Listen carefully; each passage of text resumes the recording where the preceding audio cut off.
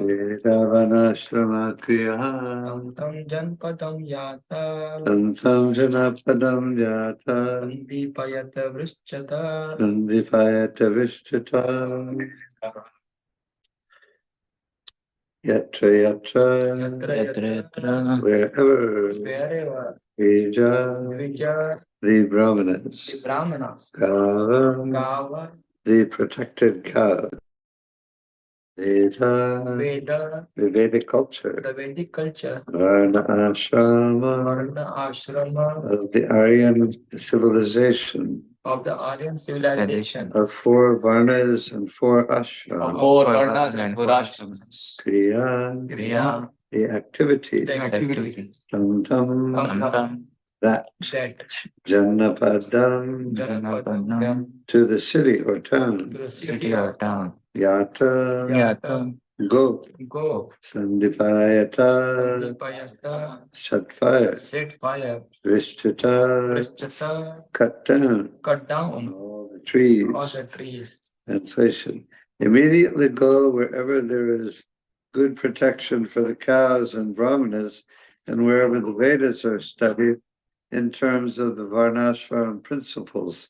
Set fire to those places and cut from the root the trees there, which are the source of life. Repeat after me. Immediately go. Wherever there is good protection. For the cows and brahmanas. And wherever the Vedas are studied. In terms of the Varnashram principles. Set fire to those places. And cut from the roots. The trees there. Which are the source of life. Oh wait, I didn't. Prabhupada's purport. The picture of a proper human civilization is indirectly described here.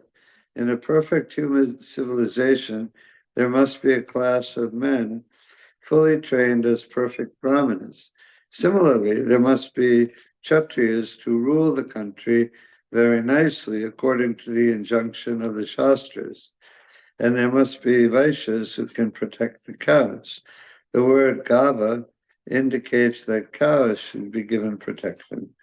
Because the Vedic civilization is lost, cows are not protected, but instead indiscriminately killed in slaughterhouses. Such are the acts of demons. Therefore, this is a demoniac civilization. The Varnashram Dharma mentioned here is essential for human civilization.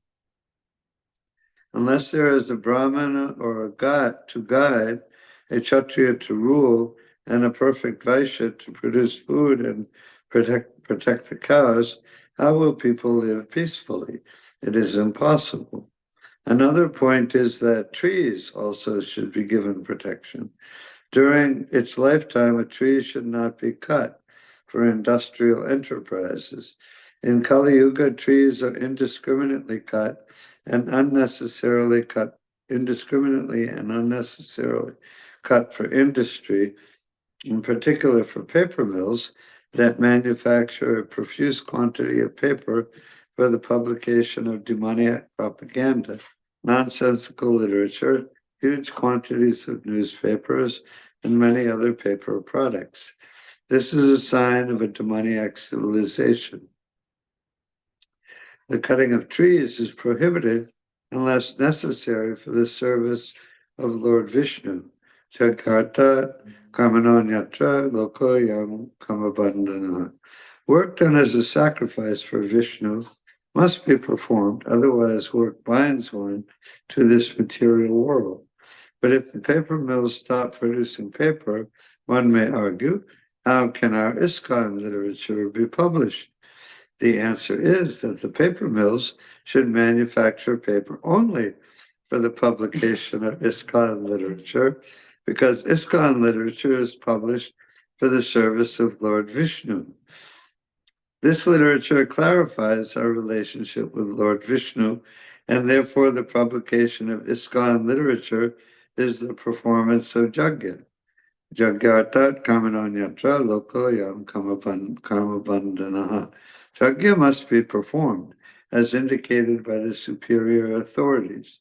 The cutting of trees is simply to manufacture paper for the publication of unwanted literature is the greatest sinful act.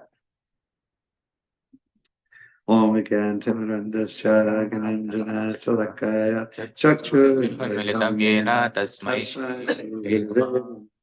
Shri Chaitanya Manobishram Manobhisham Sthapitam Yena Bhutare Swayam Bhagavatam Dadati Vandeham Shri Guru Shri Vitapadakamalam Shri Gurun Vaishnavam Shri Rupam Sagrajatam Sahagana Raghunatam Vitam Tam Sanjeevam Sadvaitam Savadutam Parijana Sahitam Krishna Chaitanya Devam Shri Radha Krishna Padam Sahagana Lalita Shri Vishakam Vitam He Krishna Karuna Sindhu Dinabandhu Jagatpate Gopesha Gopika Kanta Radha Kanta Namostute Tapta Kanchana Gaurangi Radhe Vrindavaneshwari Vishavanu Sutterevi Pranamami Hari Priye Vanchakalpatarugasta Kripa Sindhu Vyevacha Patitanam Pavanebhyo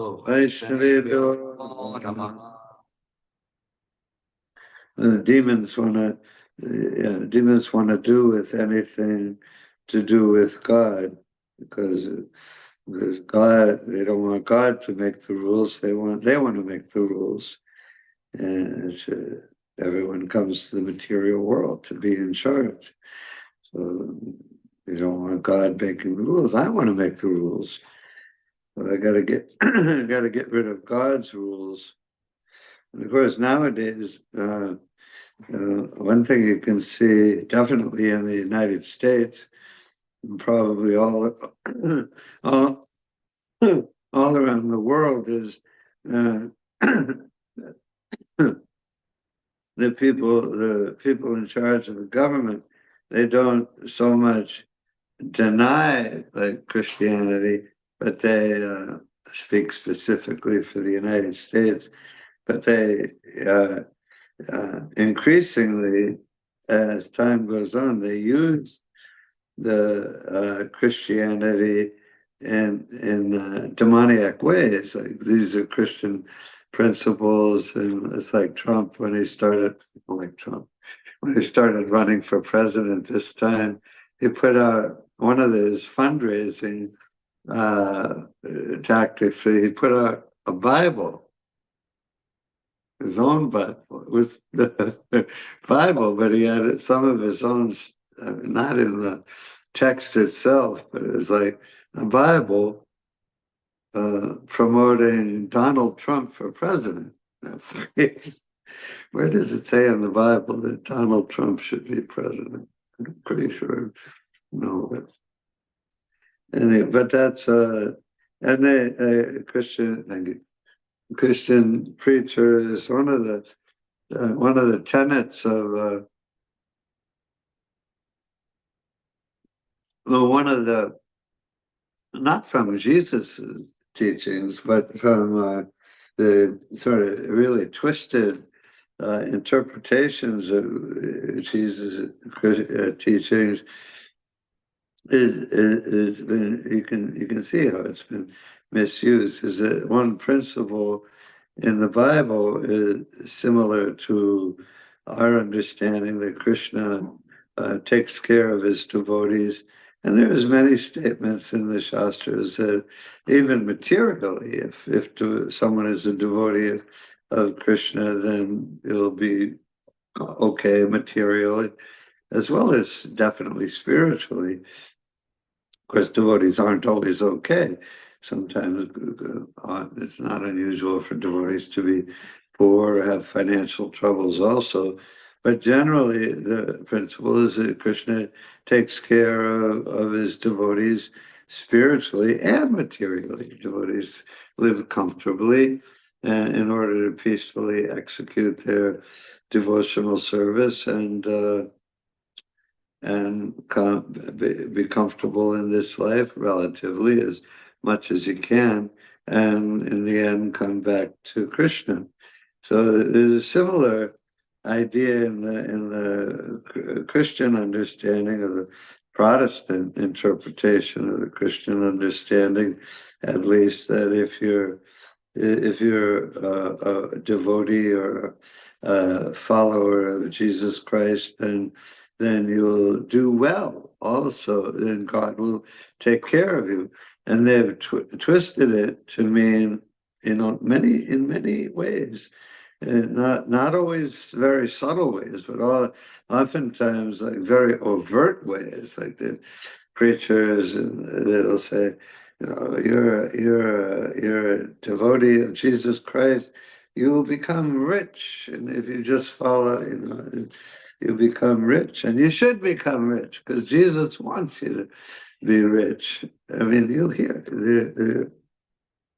So, and the thing, the corresponding thing to that is that people have come to, many so-called Christians have come to believe that, well, if you're not doing well materially, then God isn't favoring you, then you're not a good person, then you're not a spiritually, so it's an obvious complete misuse and twisting of the principles of Christianity.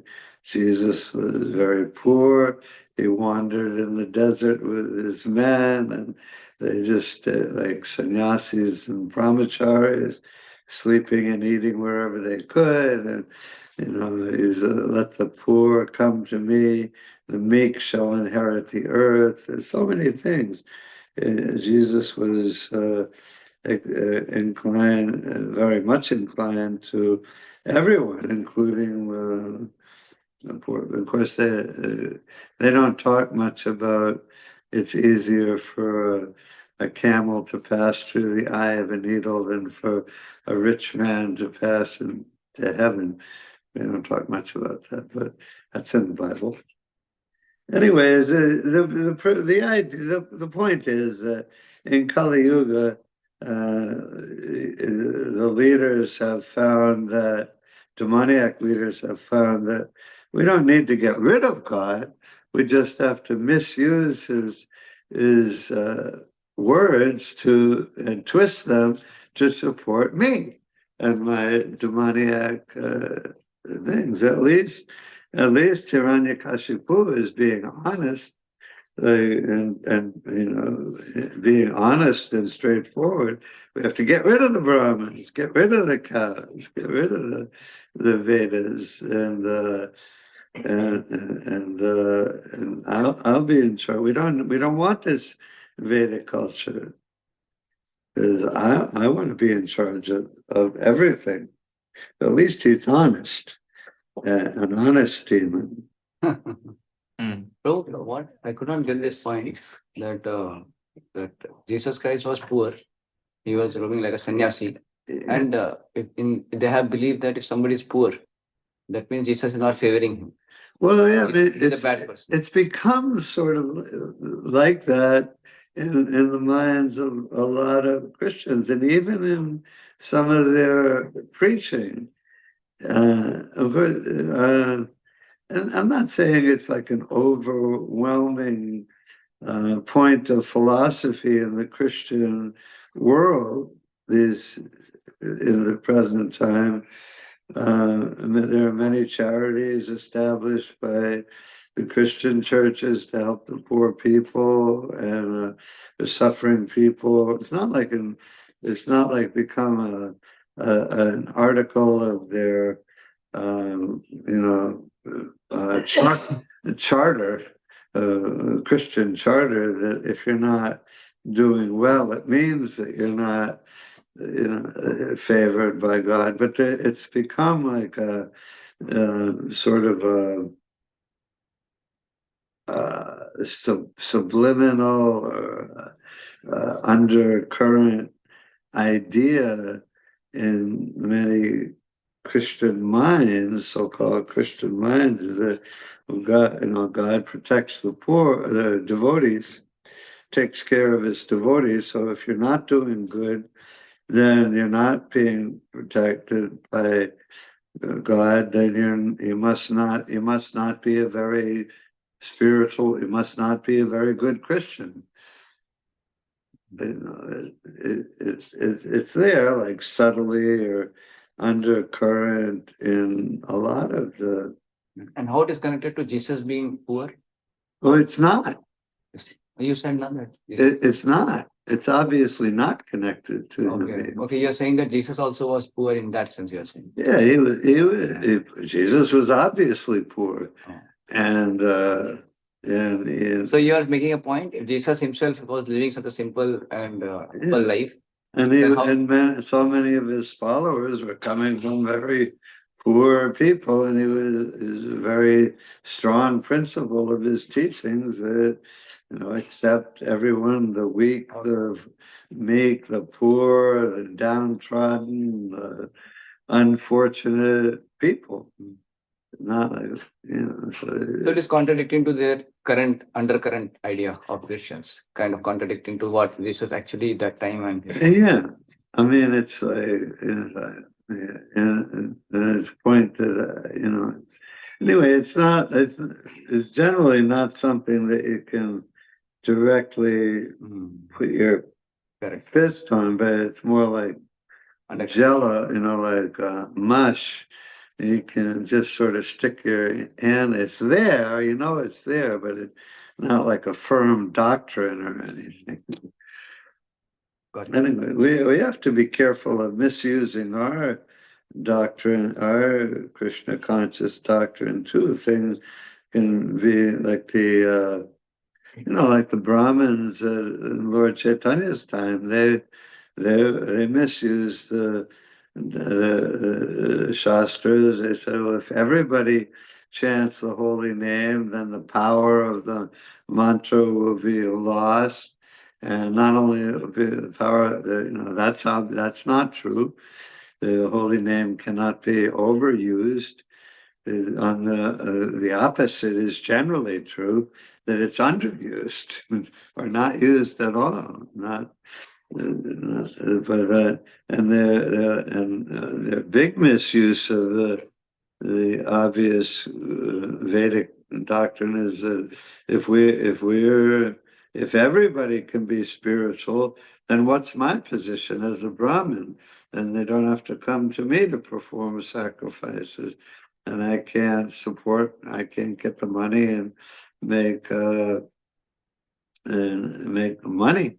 Just like it's now, I'm a when a sannyasi, or even if I go to somebody's house for like a little program, just because I'm a little older and a disciple of Prabhupada, and a person whose house I go to, they give me money when I leave, like $20 to $25 or $51 or something. They give me money. When I first started going to programs, I thought, well, why are they giving me money? But it's a respect, it's a tradition in the culture, and I thought, okay, well, I can use the Lakshmi. I have a service to do that I spend. But if I start thinking, well, okay, then I'll do a lot of home programs. And that would be an obvious misuse of sentiments and tradition, Vedic culture traditions. And I will go to assist Muktyavandya Prabhuji for his home programs. You can collect the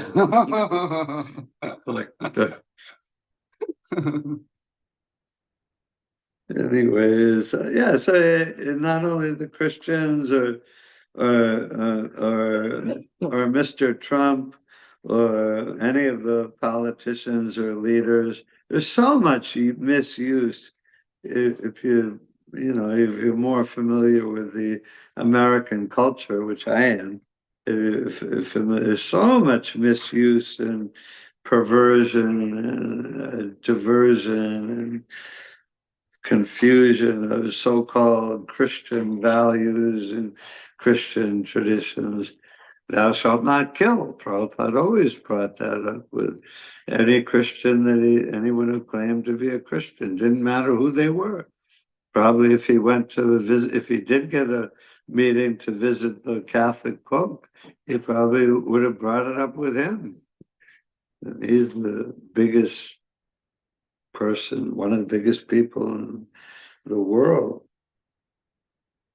But thou shalt not kill. But everywhere, Prabhupada said, I see the Christians are very expert in maintaining slaughterhouses. Slaughterhouses, they just bring them in, one, kill them, put them out on the conveyor belt.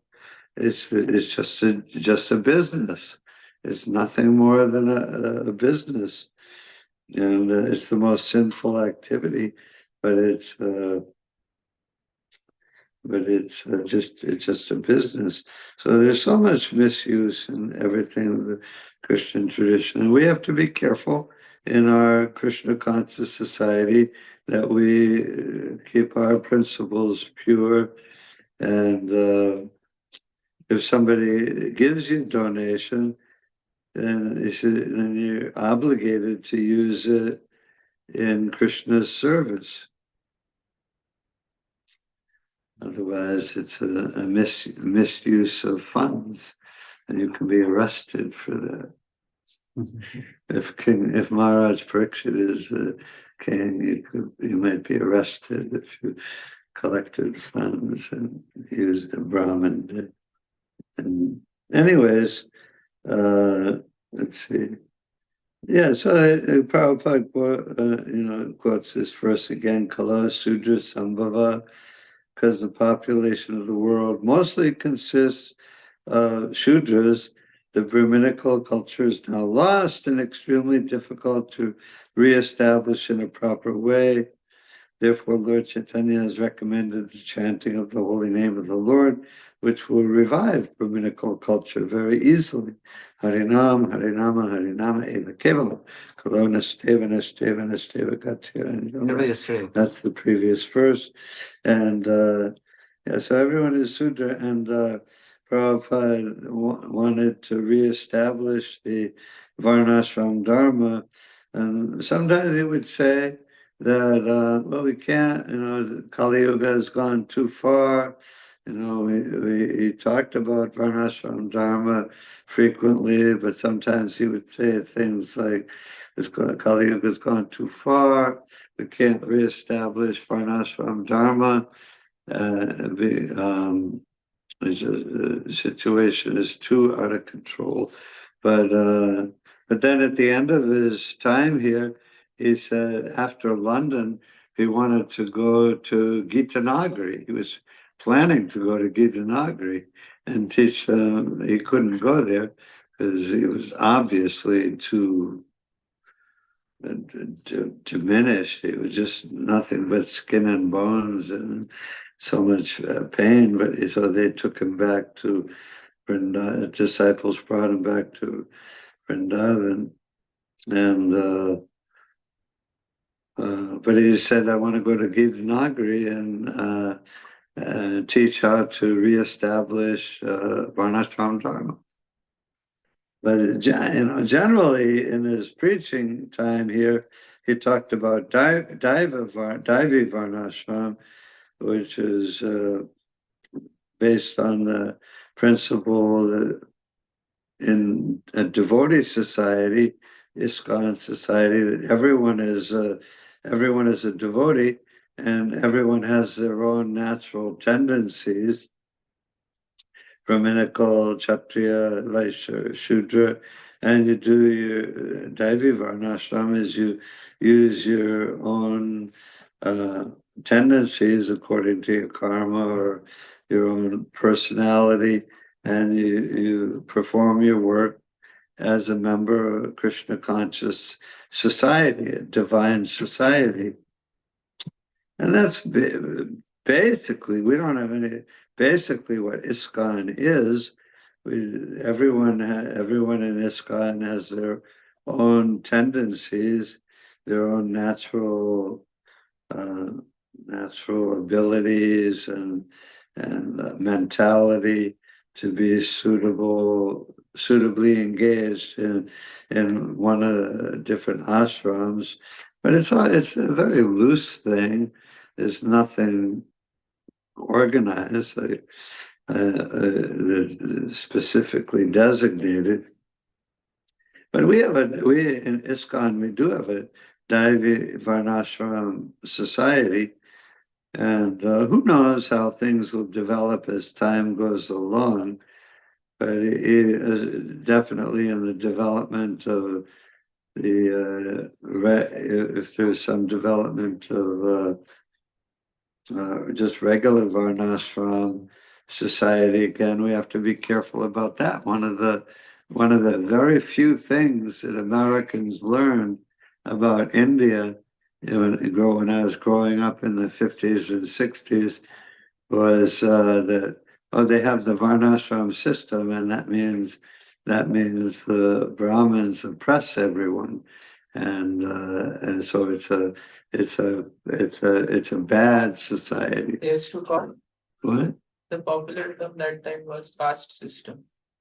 Yeah, that's the only thing everyone, the caste system. Caste system. And the caste system was like a dirty word in the United States. And they had no idea of Varnashram, actual Varnashram Dharma or Daivi Varnashram, but the Varnashram system has become misused in India in Kali Yuga, where it is enforced or has been enforced unfairly and discriminatively, and so we have to be careful about something like that in ISKCON as time goes by. You have to be always careful in the material world at any time, but especially in Kali Yuga, because the natural tendency is for things to degrade.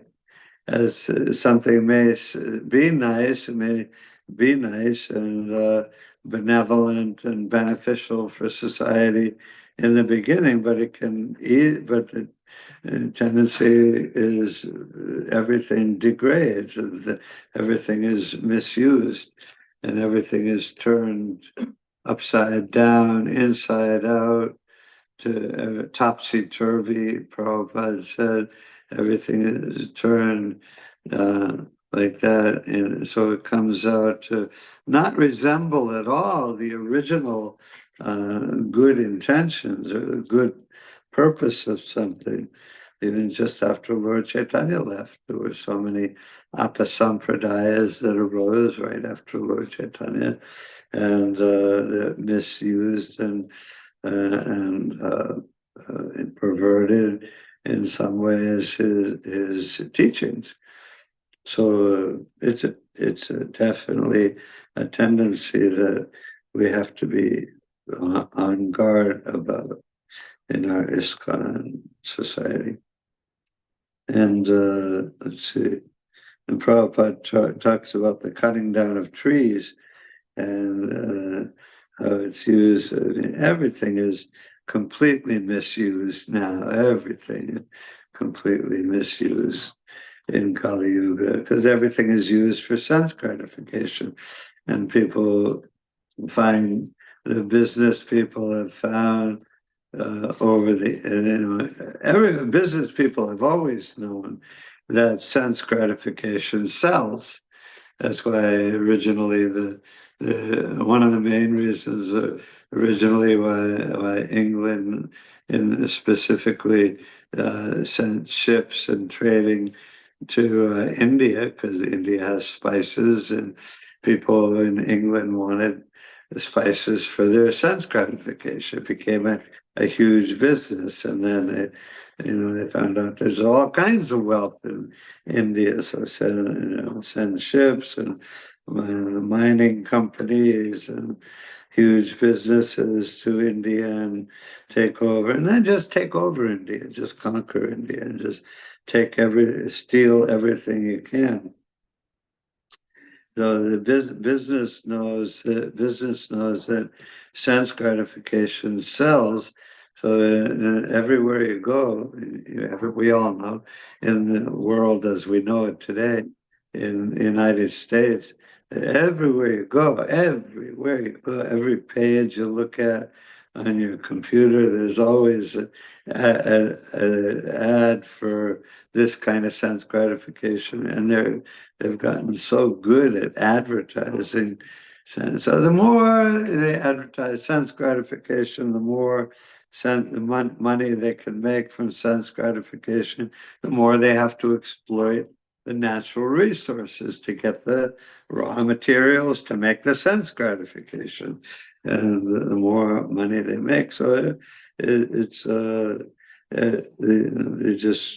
don't care. Cut down the forest. I don't care. We can produce a lot more paper plates, cups, and spoons, which we use a lot of, and everyone does. We can print more nonsense literature, and nonsense literature means any literature. It's not Krishna conscious, and Prabhupada says here. If the paper mills stop producing paper, one may argue, how can ISKCON literature be published? The answer is that the paper mills should manufacture paper only for the publication of ISKCON literature. That's a pretty radical statement. It's right there in black and white in Srimad Bhagavatam.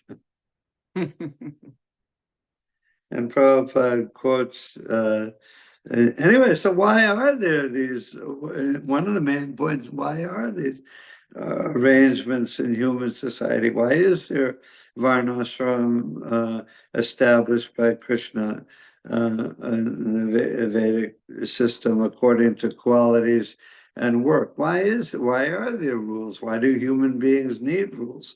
Because the rules are there in order to form a structured society that's guided from the top, that's meant to facilitate everyone's developing their spiritual life in various ways according to various Vedic sacrifices, ultimately leading to Harinam, Harinam, Harinam Eva Kevalam, and everyone going back to Godhead. There's a structure. It's like you go to college. You come in as a freshman, you're just in whatever class 101.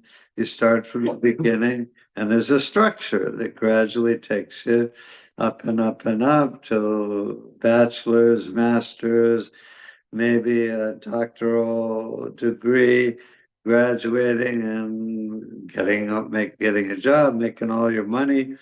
But there's a whole structure that's meant to guide you like that.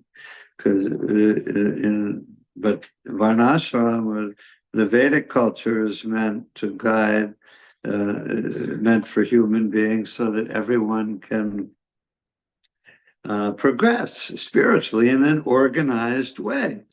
And everyone is under the umbrella of the Varnashram, or the Vedic culture, the Sanatana Dharma culture, and everyone can ultimately go back home, back to Godhead. That's why there's a structure.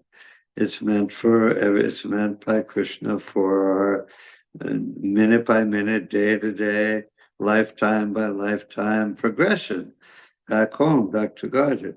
Mm-hmm. And Prabhupada quotes this verse twice, Jagyarta karmanonyatra lokayam karma bandhana. Work done as a sacrifice for Vishnu must be performed, otherwise work binds one to the material world.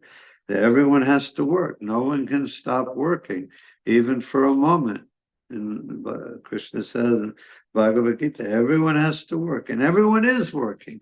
Everyone's doing something to survive in the world. Even the homeless people are out. They have to work to collect their bits of money out on the street. It's a job. They have to go out there in whatever the weather is and stand there and ask people for money. It's not easy. It's not easy. So everyone has to work, and everyone will work. Everyone is working. The little kids are working. Their work is just playing, but they can't be inactive. The children, a little kid, when he gets up in the morning, is right away they start, what am I going to do? What can I do, mommy? What am I going to do today? Can you take me to the park? Oh, yeah, I got to take you to school. Okay, take me to school. And at school they work, and whether everyone has to do is not only has to do it, everyone is doing some kind of work all the time. And but so work done, the work by a human being has to be for Vishnu. Tagyata karmanonyatra loko yam karma bandhana. You're going to do some kind of work. That's undeniable. That's unavoidable. You're going to work. So do you work for Vishnu? The alternative is you do your work for your own sense gratification. And the result of that work is you're caught up more, you're bound more and more to the material world. And you're going to do something. Do your work for Vishnu, and that work will liberate you. Okay, any questions or comments? At the end of this purport, Prabhupada says that the cutting down of trees simply to manufacture paper for the publication of unwanted literature is the greatest sinful act.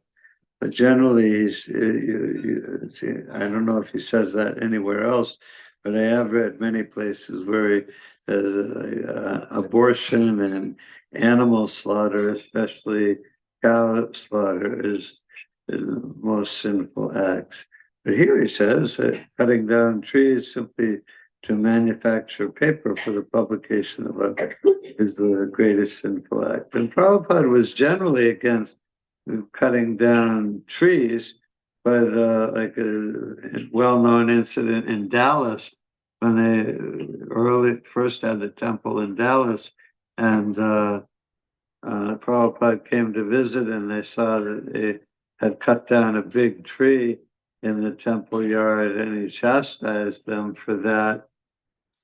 But for farming, he definitely recommended cutting down trees, clearing land to produce grain, and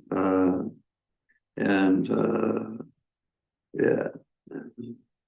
So it's not like trees can never be cut down, but for printing Srimad Bhagavatam or for having farms for serving Krishna, they can be cut down.